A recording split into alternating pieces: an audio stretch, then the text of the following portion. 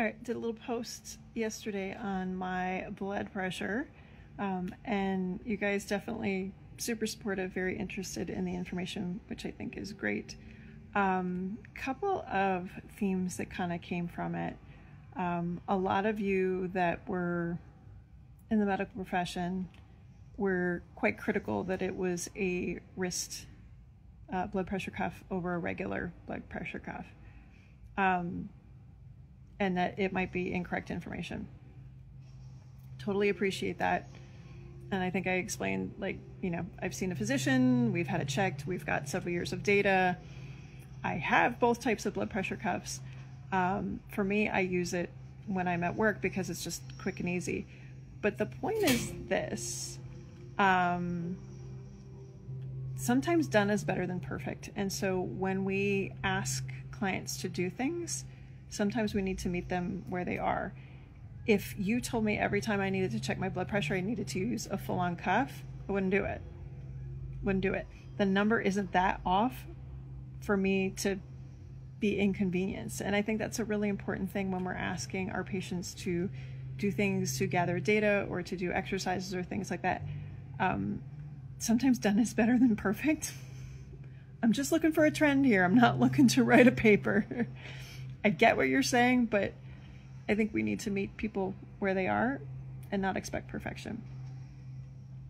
All right, the second thing was simple over complex. Like, some of y'all went in the weeds on this, like, as far as why I had an increase in blood pressure. And again, I have a great primary physician. I've known him actually longer than my husband. I'm connected with a great local menopause certified specialist. She happens to be the mom of a kid that my son goes to school with. I've known her for a long time. I've got a good team helping me out. And the first most obvious thing was oral contraceptives. So guess what? We're going there, and then we're going to see what happens. And I'm the one that took myself off it because I was ready to. Because I'm curious about other things. But before we go in the weeds on something, and I see this a lot because I do a lot of second opinions for clients, is let's just go simple low-hanging fruit and make sure that's all good before we get in the weeds on a lot of things. For me, the two major possibilities could have been this, or there's some new papers out, I mentioned this in the comments, about there's some evidence to point to sudden increase in blood pressure after COVID infection. To my knowledge, I have not had COVID. Because we have this data that's building over time, it was not sudden. And I also have information to say that, we've got years of this data prior to lockdown. So it stands to reason, again, simple. And this is how I think about with clients. I'm like, let's go most obvious. Let's not go crazy in the weeds. So the most obvious was the oral contraceptives. And then the last one, and this is really just what was my point in posting that yesterday, was pay attention. I don't look like somebody who stereotypically would have high blood pressure, and that's the point, and that's why I'm talking about it. I got this information, I think September, early October, so I'm not the kind of person that I'm going to process what I'm going through in real time. I'm just not. I'm not that generation.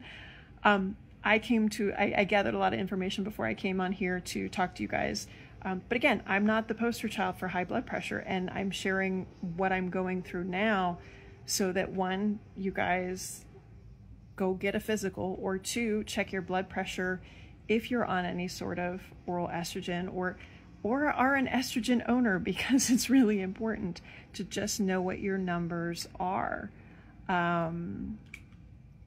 Because a lot of us, like, especially, when you got kids, they all get their appointments. We've got to make sure that we get ours, and things that you just cough up to be like, oh yeah, that number is going to be fine. And the one time it wasn't, I was like, ooh, let's get to the bottom of this. Had I not scheduled that appointment, had I not just done a basic physical screen, I would not be kind of trying to figure this stuff out. So it's really, really incredibly important. to pay attention to just those basic numbers, even if you feel fine, even if like everything is fine, like well checks are important. So in summary, done is better than perfect. If we could stop making things overcomplicated and just keep it simple, and then just pay attention to really, really basic health things. And again, that's where I think we can be very, very helpful as primary care physical therapists, because we see a lot of people frequently. Take that blood pressure. It's not a bad thing. If you have questions about, obviously I can only speak to my particular experience and what I am learning as far as blood pressure goes and estrogen. Happy to answer those, hop in my DMs, be happy to share what I know, and stay tuned to see how this all turns out.